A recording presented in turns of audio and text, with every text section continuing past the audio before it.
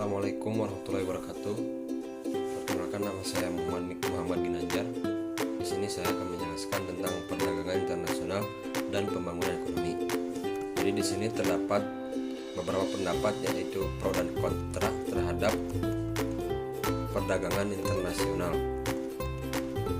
Kelompok pro perdagangan internasional.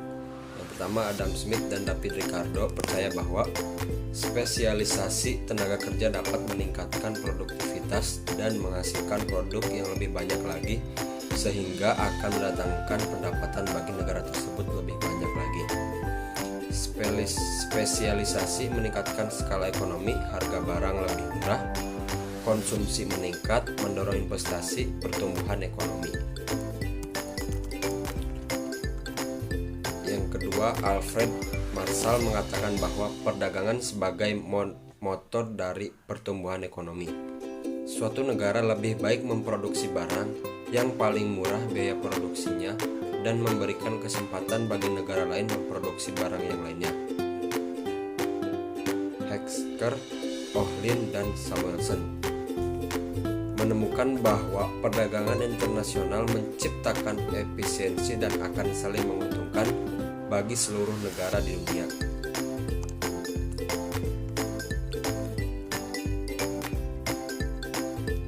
Kontra di sini yang selanjutnya, kontra perdagangan internasional.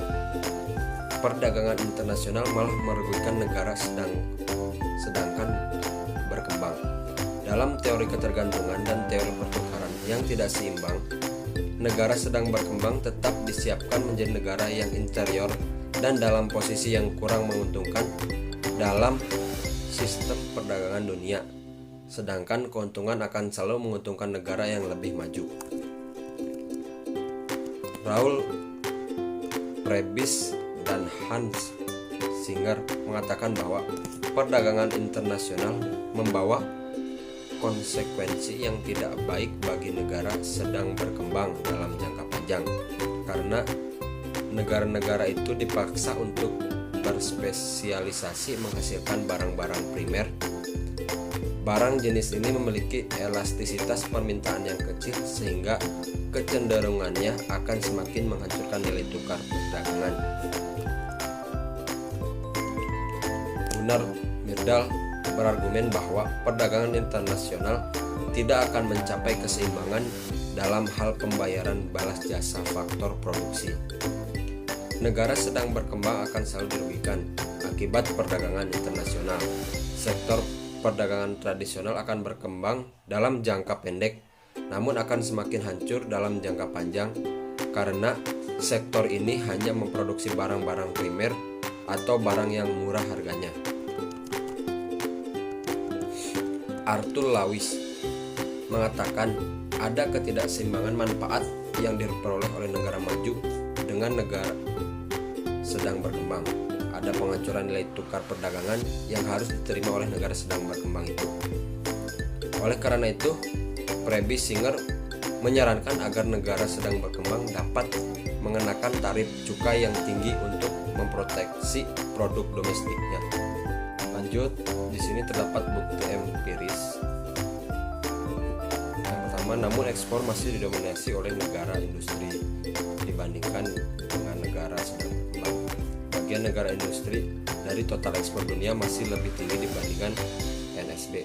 Share Asia masih awalnya semakin meningkat, namun sekarang sudah mengalami stagnasi. Sementara Afrika dan Amerika Latin juga masih relatif rendah dan tidak berkembang.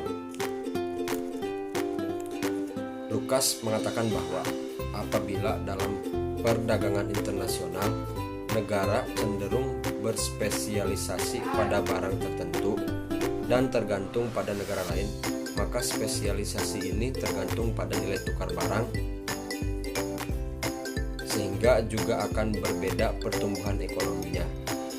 Delas mengkaji 150 negara dan menemukan bahwa perdagangan internasional hanya memberikan dampak yang kecil terhadap pertumbuhan ekonomi. Setiap peningkatan 1% pertumbuhan perdagangan internasional hanya akan menyebabkan ekonomi tumbuh 0,85%. Terima kasih. Sekian. penjelasan dari saya. Mohon maaf apabila banyak